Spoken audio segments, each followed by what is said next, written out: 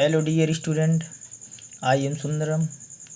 आपके अपने YouTube channel yes के क्लासेस में आपका स्वागत है, जिसका लोगो उगता हुआ सूर्य है।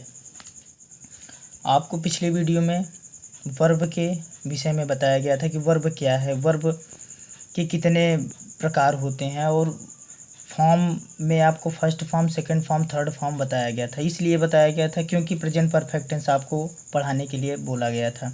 लेकिन प्रेजेंट परफेक्ट टेंस पढ़ने से पहले आपको यह पता होना चाहिए था कि फॉर्म होता क्या है।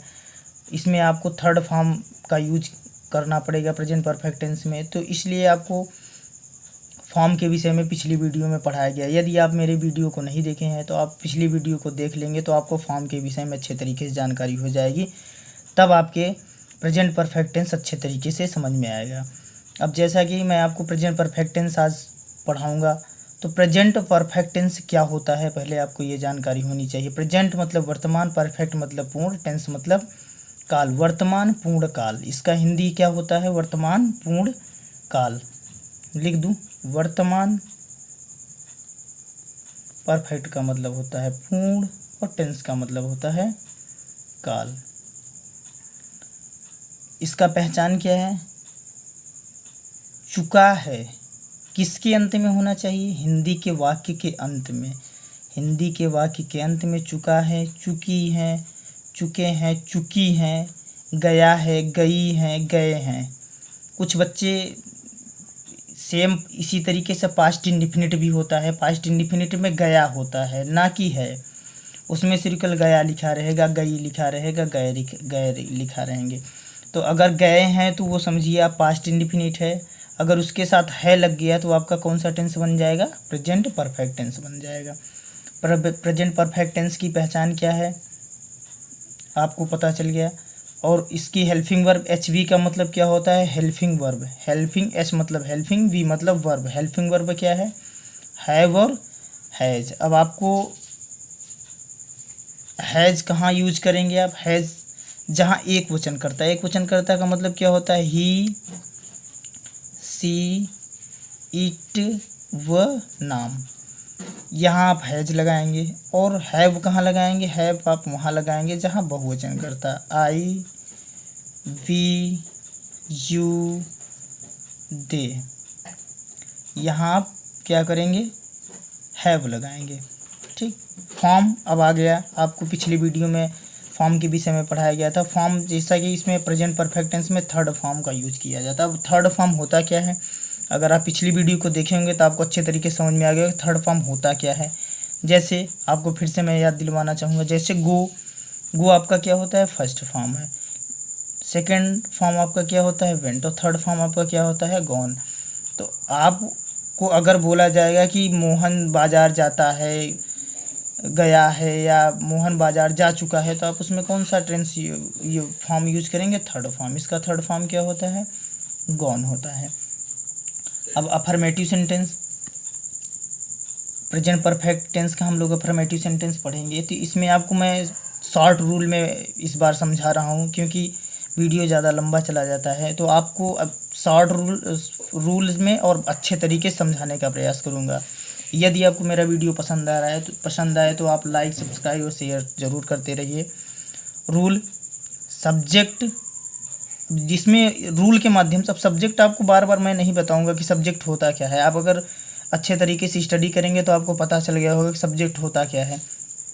सब्जेक्ट का मतलब होता है एक वचन करता, बहुवचन करता। आपको फिर से मैं रिवीजन बताना चाहूँगा कि सब्जेक्ट का मतलब ही होता है अगर जहाँ सब्जेक्ट लिखा है उसमें आपकी एक वचन करता, बहुवचन करता दोनों आ जाते हैं।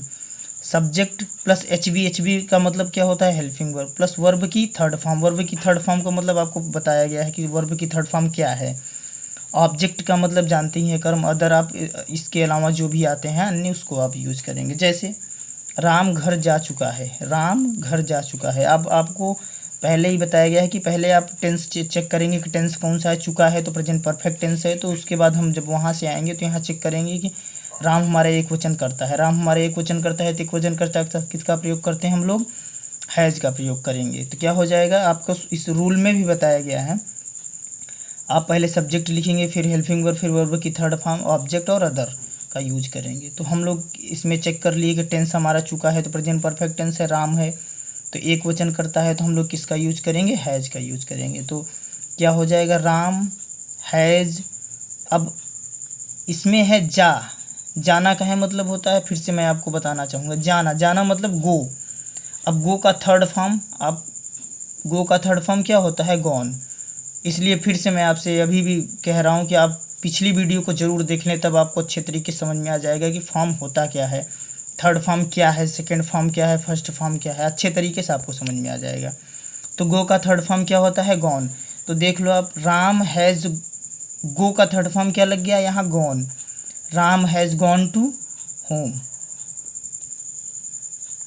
Ram has gone to home. आपके समझ में आ गया होगा कि ये क्या है। इसी तरीके से आप दूसरा टेंस देखिए, वे बाजार गए।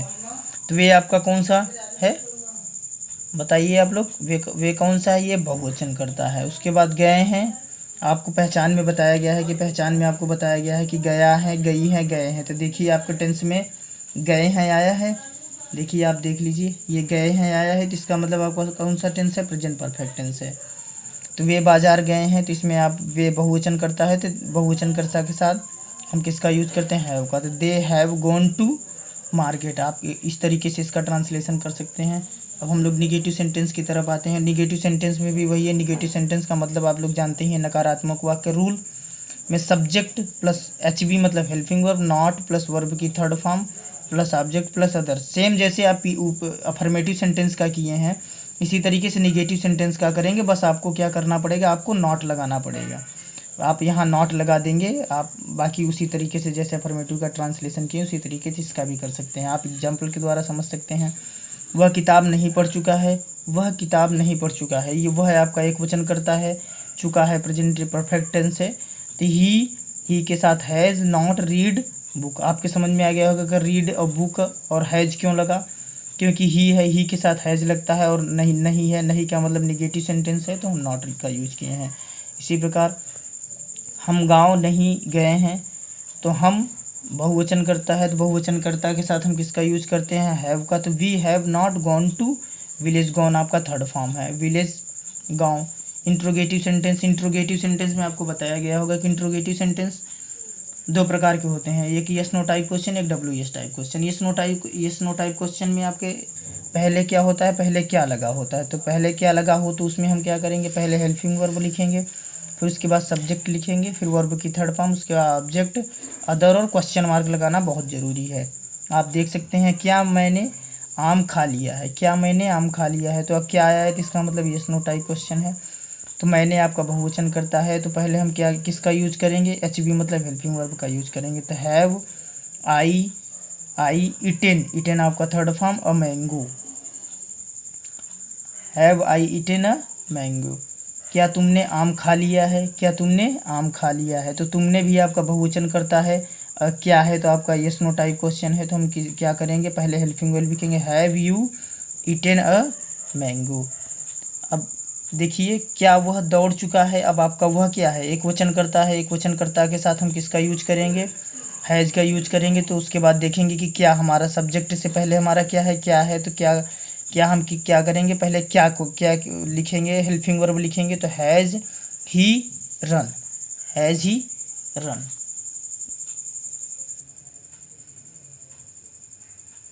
इंट्रोगेटिव आपके दो टाइप होते हैं, यस नो टाइप क्वेश्चन आपको बता दिया गया। WS टाइप क्वेश्चन में क्या होता है, बीच में क्या आते हैं, प्रश्नवाचक आते हैं। बीच में प्रश्नवाचक जो आते हैं आपको बताया गया होगा, बीच में प्रश्नवाचक कौन से आते हैं, कब, कहाँ, क्यों, कैसे, ये आपके बीच में प्रश्नवाचक आते हैं। तो हम क्या करते हैं, पहले WS टाइप की स्पेलिंग लिखते हैं, फिर उसके बाद हेल्पिंग वर्ब लगाते हैं, फिर सब्जेक्ट, उसके बाद वर्ब की थर्ड फॉर्म, ऑब्जेक्ट और अदर।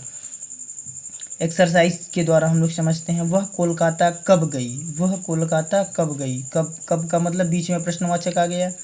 तो पहले हम क्या करेंगे, इसकी अंग्रेजी पहले लिखेंगे। तो व्हेन के बाद उसके बाद चेक करो कि आपका वह जो है एक वचन करता है। तो when has she gone to Kolkata, third form लगा देंगे हम लोग। तो इस तरीके से इसका ट्रांसलेशन कर सकते हैं, when has she gone to Kolkata, question mark लगाना जरूरी है।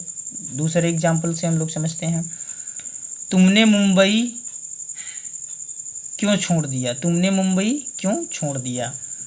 तो बीच में प्रश्नवाचक आया हुआ है, तो why have you left Mumbai, why have you left Mumbai. इसका इस तरीके से ट्रांसलेशन हम लोग कर सकते हैं। अब इंट्रोगेटिव प्लस निगेटिव समझते हैं। इंट्रोगेटिव प्लस निगेटिव का मतलब होता है प्रश्नवाचक भी हो और नकारात्मक भी हो।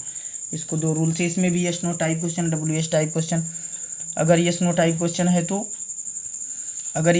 क्वेश्चन है तो उसमें हम क्या करेंगे, पहले हेल्पिंग वर्ब लिखते हैं, फिर सब्जेक्ट, उसके बाद निगेटिव सेंटेंस में है अगर इंट्रोगेटिव निगेटिव है तो नॉट, वर्ब की थर्ड फॉर्म ऑब्जेक्ट और अदर क्वेश्चन मार्क। इस तरीके से हम यूज करते हैं।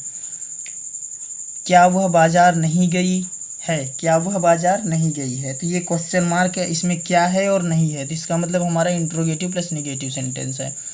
तो इसमें हमारा पहले क्या आया है, तो हमारा यस नो टाइप क्वेश्चन है, तो इसमें है, पहले हम हेल्पिंग वर्ब लिखेंगे तो हैज ही, उसके बाद नॉट, वर्ब की थर्ड फॉर्म गई तो gone to market, has he not gone to market. इस तरीके से इसका ट्रांसलेशन कर सकते हैं। WH टाइप क्वेश्चन में पहले अगर WH टाइप क्वेश्चन आता है तो आपको बताया गया है कि पहले WH टाइप की अंग्रेजी लिखते हैं।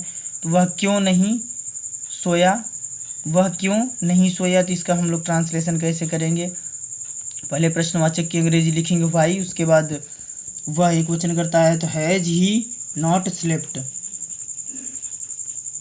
इस तरीके से इसका ट्रांसलेशन कर सकते हैं। आप लोगों को अगर मेरा वीडियो पसंद आया है तो आप मेरे वीडियो को लाइक, सब्सक्राइब और शेयर करिए ज़रूर। मैं आप लोगों को कुछ, आपको अगर मेरा वीडियो आपको समझ में आया है, मैं आपको जो पढ़ाया हूँ अच्छे तरीके से समझ में आया, तो मैं आपको कुछ ट्रांसलेशन करने के लिए देता हूँ, आप उसको ज़रूर करिएगा। लड़के अपना काम कर चुके हैं, क्या उन्होंने खाना नहीं खाया है, वह खाना नहीं खा चुका है, हम बाज़ार जा चुके हैं, क्या मैं विद्यालय जा चुका हूँ। आप इसका ट्रांसलेशन मेरे कमेंट बॉक्स में कमेंट के माध्यम से आप इसका आंसर आप बता सकते हैं। यदि आपको मेरा वीडियो पसंद आया है तो आप लाइक, सब्सक्राइब और शेयर ज़रूर कर दीजिए। Thank you.